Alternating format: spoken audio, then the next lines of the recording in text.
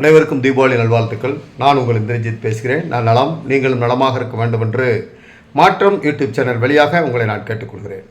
அன்பு நண்பர்களே, பொதுவாக இன்றைய சூழலில் சிபிஐ விசாரணை என்று சொன்னாலே அந்த சிபிஐ விசாரணை என்பது மத்திய அரசின் உடைய பார்வையில் செயல்படக்கூடிய ஒரு காவல்துறை அமைப்பு. எனவே மத்திய அரசு அல்லது ஒன்றிய அரசு இப்படி அவர்களுடைய பார்வையில் செயல்படக்கூடிய ஒரு அமைப்பு. எனவே சிபிஐ என்றாலே அது ஒன்றிய அரசுடைய கைப்பாவை. தமிழ்நாடு போலீஸு அல்லது அதனுடைய சிறப்பு புலனாய்வு படை, அதில் தமிழ்நாடு அரசு அதிகாரிகள் செயல்பட்டால் உடனே அவங்கெல்லாம் தமிழ்நாடு அரசுடைய கைப்பாவை என்கிற அளவிற்கு மிக மோசமாக ஒரு சுதந்திர அமைப்புகளை, காவல்துறை அமைப்புகளை, ஒரு சுதந்திர அமைப்பை இது மாதிரியான ஒரு எல்லைக்குள்ளே கொண்டு போய் நிறுத்துகின்ற போக்குகள் இப்பொழுது எழுந்திருக்கிறது. அதுக்கு காரணமாக நீதிமன்றங்களில் சொல்லப்படுகின்ற சில வார்த்தைகளும் கூட, அப்புறம் சில தீர்ப்புகளும் கூட அதே போல் நம்பத்தகுந்த வகையில்தான் அரசு சார்ந்து தான் எடுக்கிறார்கள். அவர்களுடைய ஒரு நடுநிலை இல்லை என்பதாலும் இப்பொழுது அந்த அமைப்பின் மீது ஒரு சட்டம் ஒழுங்கை பாதுகாக்கின்ற, அது குற்றவியல் நடவடிக்கை தடுக்கின்ற, பொதுமக்களின் நண்பனாக இருக்க வேண்டிய ஒரு காவல்துறை என்பதை எங்கோ ஒரு சார்பு அமைப்பு என்கிற அளவிற்கு நினைக்க தோன்றுகின்ற அளவிற்கு அதன் செயல்பாடுகள் அல்லது அதை பற்றியான சந்தேகங்களை எழுப்பி இருக்கிறார்கள். சமூக வலைதளங்களில் கூட அது அதிகமாக பரவி கொண்டிருக்கிறது. துரதிர்ஷ்டவசமாக கரூரில் நடந்த அந்த விஜயுடைய வருகை, அதனால் ஏற்பட்ட நெரிசல், அதில் காற்றில்லாமல் தண்ணீர் இல்லாமல் மிதிப்பட்டு இறந்து போன 41 பேர், 100 பேருக்கு மேலே படுகாயமடைந்தார்கள். இதெல்லாம் எல்லாரும் அறிந்த செய்தி. இதை ஒட்டி தமிழ்நாடு அரசு நீதியரசர் அருணா ஜெகதீசன் தலைமையில் ஒரு நபர் கமிஷன் அமைத்தது. அதற்கு பின்னாலே ஒரு சென்னை உயர்நீதிமன்றம் தலையிட்டு ஒரு எஸ்ஐடி சிறப்பு புலனாய்வு படையை அமைத்தது. அது விசாரணை நடந்து கொண்டு இருக்கின்ற போதே தாவேகா சார்பிலே இந்த அமைப்பின் மீது நம்பிக்கை இல்லாமல் உச்சநீதிமன்றத்துக்கு சென்றார்கள். உச்சநீதிமன்றத்திலே அவர்கள் உச்சநீதிமன்ற ஓய்வு பெற்ற நீதிபதி தலைமையிலான ஒரு விசாரணைக்குழு அமைக்க வேண்டும் என்று அவர்கள் ஒரு பெட்டிஷனை போட்டார்கள். அதே போல் பிஎஸ் மணி அப்படிங்கிறவர், அவர் ஒரு சிபிஐ விசாரணை வேணும்னு இங்கே இருக்கிற ஹைகோர்ட்லேயே கேட்டார். அது நிராகரிக்கப்பட்டதுனால அங்கே போய் திரும்பவும் எங்களுக்கு ஒரு சிபிஐ விசாரணை வேணும்னு பிஜேபியை சார்ந்த ஜிஎஸ் மணிங்கிற ஒரு பெட்டிஷன் போட்டார். அது இல்லாமல் பாதிக்கப்பட்டவர்கள் சார்பாக ஒரு 3 பேர் பாதிக்கப்பட்டவர்கள் சார்பாக சந்திரா என்பவர் மிதிப்பட்டு இறந்து போனவர், அவருடைய கணவர் செல்வராஜ், அதேபோல் 9 வயது மகனை இழந்த சர்மிளா, அதே போல் பிரபாகரன் என்பவர், இந்த 3 பேரிலும் தனித்தனியான பெட்டிஷன், தனித்தனியாக வழக்கறிஞர்கள் ஆஜராகி சிபிஐ விசாரணை வேண்டும் என்று கேட்டார்கள். பின்னாடி வருவோம். இந்த மொத்தம் 5 மனுக்கள் மீது உச்சநீதிமன்றத்தினுடைய நீதிபதிகள், உச்சநீதிமன்றத்தினுடைய அந்த அமர்வுடைய நீதிபதிகள் ஜே.கே. மகேஸ்வரி மற்றும் என்பி அஞ்சாரியா, இவங்க 2 பேரும் ஒரு சிபிஐ விசாரணைக்கு உத்தரவிட்டாங்க. இடைக்கால தீர்ப்பாக அதை நாங்கள் உத்தரவிடுவோம். நாங்கள் அண்டர்லைன் பண்ண வேண்டியது இடைக்கால தீர்ப்பாக நாங்கள் அதை ஒரு சிபிஐ விசாரணைக்கு உத்தரவிடுகிறோம். அதோடு நீதிபதி அஜய் ரஸ்தோகி, உச்சநீதிமன்ற நீதிபதி அஜய் ரஸ்தோகி தலைமையில் ஒரு குழு அமைக்கப்படும், மானிட்டரிங் குழு. அந்த சிபிஐ விசாரணையை மானிட்டரிங் பண்ணுவது அல்லது சூப்பர்வைசிங் பண்ணும், கண்காணிக்கும். கண்காணிப்பு குழு என்று ஒரு குழு. அந்த குழுவில் சொல்லப்பட்ட வார்த்தைகள் தான் பல சர்ச்சைகளை உருவாக்கியது. இப்போ நீதிபதி அஜய் ரஸ்தோஸ்கி தலைமையில் ஒரு குழு அமைக்கப்பட்டது. சரி, அந்த குழு சிபிஐ விசாரணை போட்டதுக்கு பிறகு அதை கண்காணிப்பதற்கு அந்த குழுவில் சொல்லும்போது 2 ஐஜி கேடர் லெவலில், அதாவது ஐஜி லெவலில் இருக்கக்கூடிய ஒரு ஐஏஎஸ் அதிகாரிகள் 2 பேரை அந்த குழுக்குள்ளே இருக்கணும். ஆனால் அவர்கள் பிறப்பின் அடிப்படையில் தமிழ்நாட்டை சார்ந்தவர்களாக இருக்கக்கூடாது. இப்போ தமிழ்நாட்டில் வேலை பார்க்குறவங்களாகவும் இருக்கக்கூடாது, தமிழர்களாக இருக்கக்கூடாது. அவ்வளோதான், தமிழர்களாக இருக்கக்கூடாது. தமிழ்நாட்டில் வேலை பார்த்து வேறு மாநிலத்தில் இருக்கவங்களா இருக்கலாம், தமிழ்நாட்டுக்குள்ளே வேறு மாநிலத்தில் இருக்கவங்களா இருக்கலாம், ஆனால் தமிழர்களாக இருக்கக்கூடாது அப்படின்னு அந்த உத்தரவு சொல்லப்பட்டிருக்கு. இதுதான் மிகப்பெரிய சர்ச்சைக்கான ஒரு செய்தியாகும். அந்த குழு இப்போ வந்து கரூருக்கு வந்துருச்சு. பிரவீன்குமார் அந்த சிபிஐ வந்துருச்சு. இன்னும் இந்த அதுக்கு மேலே கண்காணிக்கின்ற குழு இன்னும் வரல. அந்த குழு வந்து தாந்தோன்றி மலையில் இருக்கக்கூடிய பயணியர் விடுதியில் தங்கியிருக்காங்க, கரூர் தாந்தோன்றி மலையில். அந்த குழுவை வந்து எஸ்ஐடியினுடைய குழு, அதாவது சென்னை உயர்நீதிமன்றம் ஒரு குழு அமைச்சிச்சுல, அந்த குழுவுடைய தலைவர் அஸ்ரா கார்க்குடைய தலைமையிலான அந்த குழு சந்தித்து தாங்கள் இதுவரை நடத்திய விசாரணையை கொடுத்துருக்குறாங்க. இப்படி இதை நியமித்தோடனேயே அந்த நீதிமன்றங்களில் சில விஷயங்கள் சொன்னாங்க, அது சர்ச்சைக்குரிய விஷயம். அதையும் வந்து ஹிந்து பத்திரிகையுடைய தலையங்கத்தில் ஒரு உச்சநீதிமன்றம் இப்படி சொல்லியிருக்கக்கூடாது அப்படின்னு சில விஷயத்தை கண்டிச்சிருக்கிறாங்க. அதே போல் அரசியல் சிம்மம் என்கிற ஒரு மாத இதழ், அந்த மாத இதழும் தன்னுடைய தலையங்கத்தில் தன்னுடைய ஆதங்கத்தை பதிவு செய்திருக்கிறது. ஒரு உச்சநீதிமன்றம் இப்படி சொல்லியிருக்கக்கூடாது. ஏன்னா உச்சநீதிமன்றம் 2-3 விஷயத்தை சொல்லுது. இந்த எஸ்ஐடி அமைச்சதே எஸ்ஐடி அதே போல் ஒரு நபர் கமிஷன் ரெண்டையும் கலைச்சிட்டு சிபிஐயிடம் உங்களுடைய இதெல்லாம் ஒப்படைங்கன்னு சொன்னிச்சு. இப்போ ஒரு விசாரணை ஓடிக்கிட்டு இருக்கும்போது அதை அப்படியே தடுத்து நிறுத்தி நீங்கள் இவங்கள்ட்ட ஒப்படைங்கன்னு சொன்ன ஒன்று. ரெண்டாவது விஷயம், உச்சநீதிமன்றத்துடைய நீதிபதிகள் இதெல்லாம் நியமிக்கும் போது இந்த இடைக்கால தீர்ப்புன்னு சொல்லும் போது வேறு ஒரு விஷயத்தை பதிவு பண்ணாங்க. என்னன்னா, உங்களுக்கு இடையில அந்த 41 பேர் படுகொலை நடந்த உடனேயே 41 பேர் படுகொலை நடந்த உடனேயே மிதிப்பட்டு இறந்து போன அந்த 41 பேர் அந்த சம்பவத்திற்கு பிறகு பல்வேறு சமூக வலைதளத்தில் இந்த தாவேக்காவை சேர்ந்தவங்களும் அவங்களுக்கு ஆதரவாக பேசிய பல பேர் என்ன பேசுனாங்க, இது வந்து எந்த இடத்துலையும் வந்து தங்களுடைய தவறுன்னு அவங்க யாரும் சொல்லிக்கலை, அல்லது ஒரு விபத்துன்னு கூட சொல்லலை, இதில் சதி இருக்குது அப்படிங்கிற மாதிரி இந்த பழியை தூக்கி வேற யார் மேலேயோ போடுறதுக்கான முயற்சி அவங்க எடுத்தாங்க. இது எல்லாம் நீங்கள் பார்த்தது தான், அதே திரும்ப சொல்ல வேண்டியதில்லை. அப்போ தான் அரசு, அதாவது இன்னும் சொல்ல போனால் மின்சார வாரியத்தை குற்றச்சாட்டு வச்சாங்க, காவல்துறையை வந்து குற்றச்சாட்டு வச்சாங்க, இப்படி பல குற்றச்சாட்டுகள் வச்சாங்க. எனவே தமிழ்நாட்டில் இருக்கக்கூடிய அரசு அங்கங்கள் அத்தனை மீதும் அவர்கள் குற்றச்சாட்டை வச்சு எங்கோ சதி நடந்து தான் இது நடந்து விட்டதாக சொன்னார்கள். இங்கே கூட்டம் ஏற்பாடு பண்ணவங்க விஜய் தாமதமாக வந்ததோ, கூட்ட ஏற்பாட்டாளர்கள் வந்து அங்கேருந்து ஓடி போனதையோ, அல்லது கூட்ட ஏற்பாடு பண்ணவங்க வந்தவங்களுக்கு வசதிகள் செஞ்சு கொடுத்தாங்களா அப்படிங்கிறதையோ எதையுமே அவங்க பேசலை. அப்புறம் தெருமுனை கூட்டங்கிற பேரில் பெரிய கிரேட்ஸ் ஒரு ஷூட்டிங் எடுத்த மாதிரி, அது ஷூட்டிங்னே சொல்கிறாங்க, வேறு ஜனநாயகன் படத்துடைய ஷூட்டிங் சொல்கிறாங்க. நாம் அப்படி நேரடியாக குற்றஞ்சாட்டு வைக்கலை. ஆனாலும் 63 ட்ரோன் பறந்தது. இப்போ பழைய வீடியோவில் நம்ம வெளியிட்டிருக்கோம். 63 ட்ரோன் பறந்துருக்கு, 63 ட்ரோன். அப்போ அந்த செட்டப் எல்லாம் பார்க்கும்போது ஒரு சினிமா ஷூட்டிங்க்கு பயன்படுத்திக்கலாம் இந்த ஷூட்டை அப்படிங்கிற மாதிரி தான் அவ்வளவும் நடந்தது தெரிஞ்சு. என்னன்னா, எது நடந்தாலும் கீழே ஒருத்தர் மயக்கம் போட்டு விழுந்து கிடந்த விஜய் பேசிக்கிட்டு இருக்கும்போதே பேச்சை நிறுத்தலை. அப்போவே ஆபத்தான நிலையில் ஒரு இங்கே மூச்சு போய் 2-3 பேர் மயங்கி கிடந்தாங்க. மிதிப்பட்ட அவங்கள காப்பாற்றுறக்கா குடிஞ்சவங்க மிதிப்பட்டாங்க. அவங்க உயிர் துடித்துக்கிட்டு இருந்துச்சு. அப்போவும் அவர் பேசிக்கிட்டே இருந்தார். அதெல்லாம் காட்சியில் இருந்தது. சரி, அது அப்புறம் பார்த்துக்குவோம். இப்போ இது பற்றியெல்லாம் பலரும் பேசிட்டாங்க, ஆனால் அதை நம்ம பேச விரும்பலை. அப்போ அந்த விஷயங்கள் நடந்துக்கிட்டு இருக்கும்போது அரசு அதிகாரிகள் அமுதா ஐஏஎஸ் தலைமையில் பேட்டி கொடுத்தாங்க. அவங்க பேட்டினா ஏதோ யூகத்தில் பேட்டியெல்லாம் கொடுக்கல. அங்கே என்ன இருந்துச்சுங்கிறத கிடைச்ச வீடியோ ஆதாரங்கள் மூலமாக என்னென்னலாம் வினாக்கள் எழுப்பப்பட்டதோ அந்த வினாக்களுக்கு பதிலளிக்கின்ற வகையில் அவங்க சிறப்பாக அந்த வீடியோக்களை வெளியிட்டாங்க. அப்போ இந்த வீடியோக்களை வெளியிட்டு அவங்க பேசுனாங்கல்ல, அது ஒரு விஷயமாக உச்சநீதிமன்றத்தில் பேசப்பட்டது. உச்சநீதிமன்ற நீதிபதிகளும் அதை பற்றி கமெண்ட்ஸ் பண்ணுறாங்க.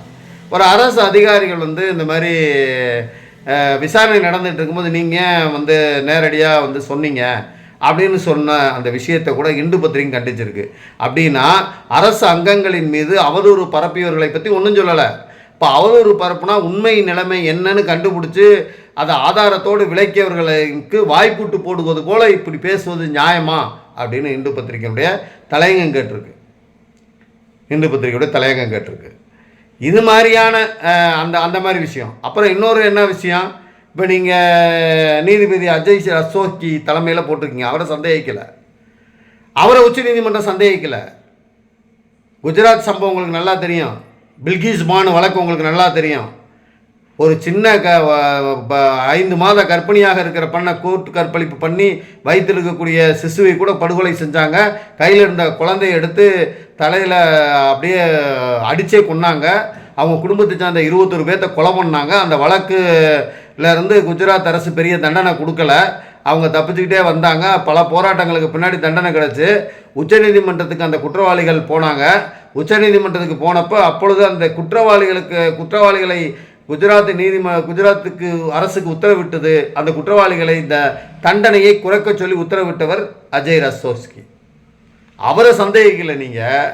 ஆனால் அவருக்கு கீழே 2 ஐஜி தலைமையிலான 2 காவல்துறை அதிகாரிகள் இருக்கலாம். ஆனால் அவங்க தமிழர்களாக இருக்கக்கூடாது அப்படின்னு சொன்ன விஷயம் இருக்குல்ல. தமிழ்நாட்டை சார்ந்தவர்களாக இருக்கக்கூடாது அப்படின்னா என்ன அர்த்தம்?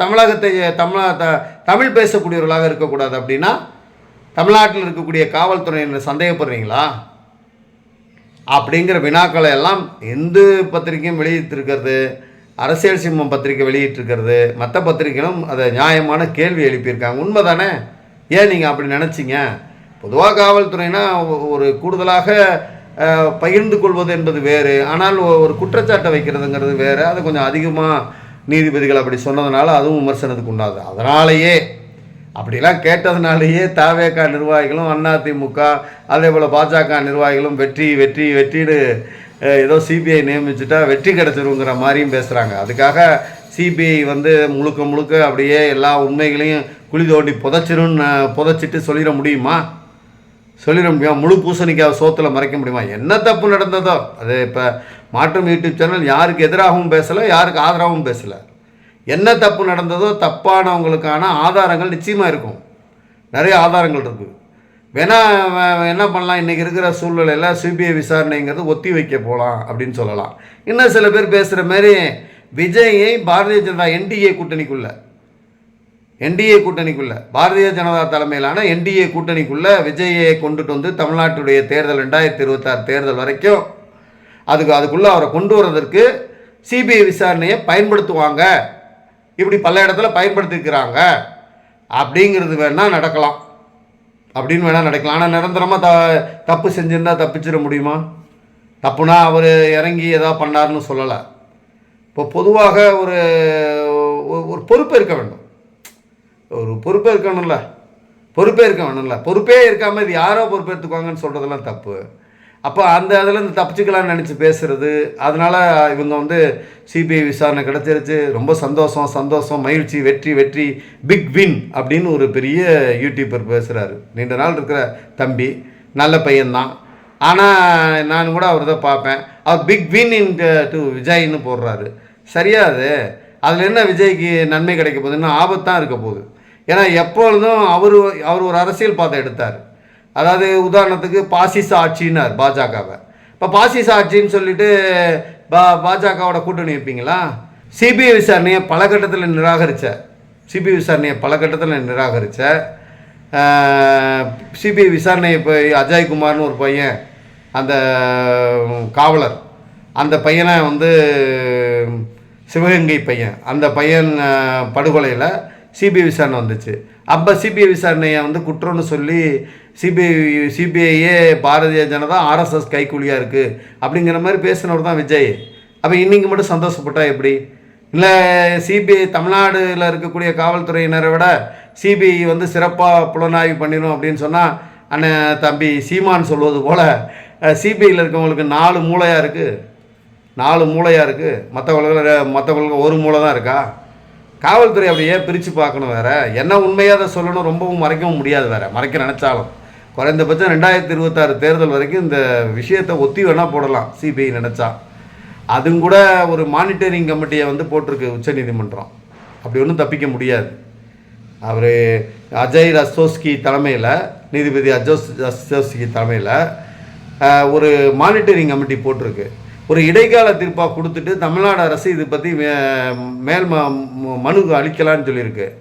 ஒரு சமயம் இப்போ இதில் இன்னொரு சிக்கல் இருக்குது. வேறு 5 மனுக்கள் மீது தான் இந்த தீர்ப்பு சொல்லப்பட்டது.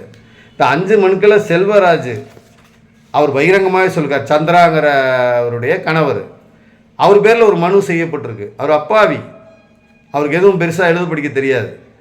அவர் பேரில் மனு செய்யப்பட்டிருக்கு. அவர் பகிரங்கமாக சொல்கிறார். எங்கள் ஊரில் உள்ளூர் அதிமுககாரர் வந்தார்.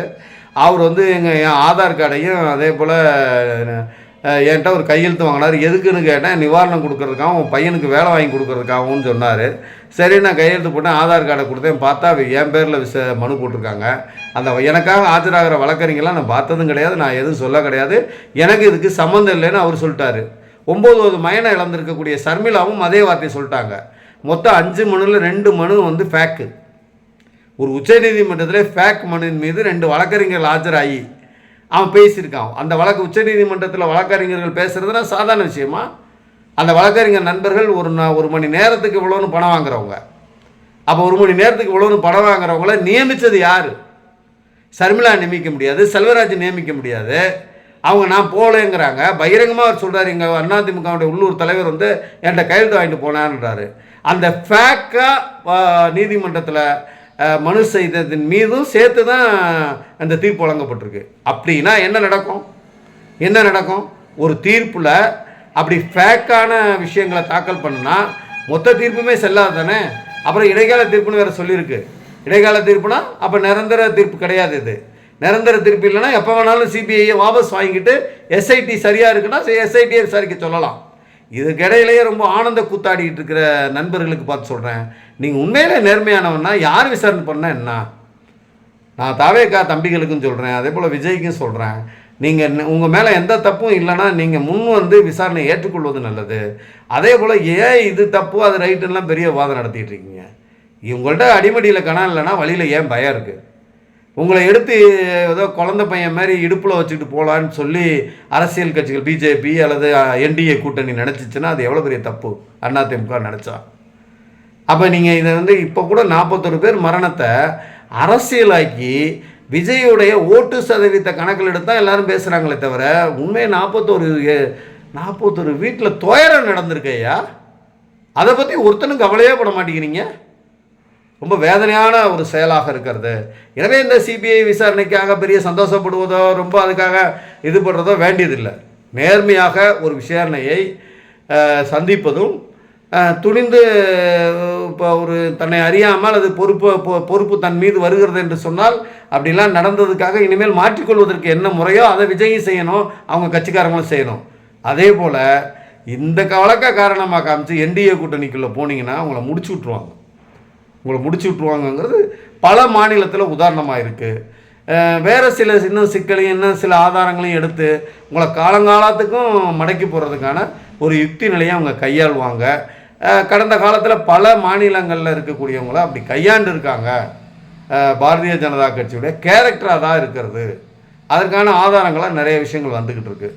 எனவே நம்ம அப்படிலாம் போய் சிக்காமல் ஒரு நியாயமான விசாரணை, அதே போல் நாம் சிபிஐயும் சந்தேகிக்க வேண்டியதில்லை. என்ன இப்போ சிபிஐட்ட வந்த பல வழக்குகள் வந்து சந்தேகிக்கிற மாதிரி நடந்திருக்கு. இப்போ வந்து பாபர் மசூதி இடிப்பு பகிரங்கமாக தான் நடந்துச்சு, ஆனால் அதில் சிபிஐ விசாரணைக்கு போச்சு, என்ன ஆச்சு?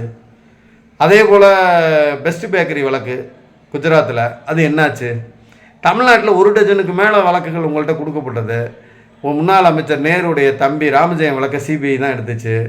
அதே போல் பெனிக்ஸு சாத்தான்குளம் வழக்கு அப்பா மகன் 2 பேரையும் அடிச்சு கொண்டாங்களே அந்த வழக்கு என்னாச்சு? ஸ்டெர்லைட்டில் துப்பாக்கி சூடு நடத்தின வழக்கின் மீது என்ன தீர்ப்பு சொன்னீங்க? அவ்வளோ பெரிய விஷயம் நடந்துச்சு, ஏதோ ஒரு இன்ஸ்பெக்டர் தப்பு பண்ணான்ற மாதிரி சொன்னாங்க. இது மாதிரியான சிபிஐ மேலே நல்ல விஷயங்களும் இருக்குது, கரையும் படிஞ்சிருக்கு. எனவே ஆனாலும் இந்த விஷயத்தில் 41 உயிர் மீது நடத்தப்படுகின்ற ஒரு நியாய போராட்டம். எனவே நீதியாக அவர்களும் நடப்பார்கள் என்று நம்புகிறோம், மற்றவர்களும் அதுக்கு ஒத்துழைக்க வேண்டும் என்று நாம் நம்புகிறோம். எனவே சிபிஐ விசாரணை வந்துருச்சு, நம்ம அது பண்ணிக்கலாம் இது பண்ணிக்கலாம், இது போய் அரசியலாக்காதீங்க, அசிங்கமாக இருக்குது. இந்த நல்ல நாளில் இனி வருங்காலங்களில், அதாவது தீபாவளின்னு சொன்னால் அதுக்கெல்லாம் ஆன்மீக ரீதியாக பல கதை இருக்கலாம், மற்றதுக்கும் கதை இருக்கலாம். ஆனால் பொதுவாக இருளை விரட்டி ஒளியேற்றுகின்ற ஒரு நல்ல நாள். இந்த நாளிலாவது நாம் மனசிலும் சரி வெளியிலும் சரி சமூகத்திலும் சரி நல்ல ஒளி பரவட்டும். நன்றி, வணக்கம்.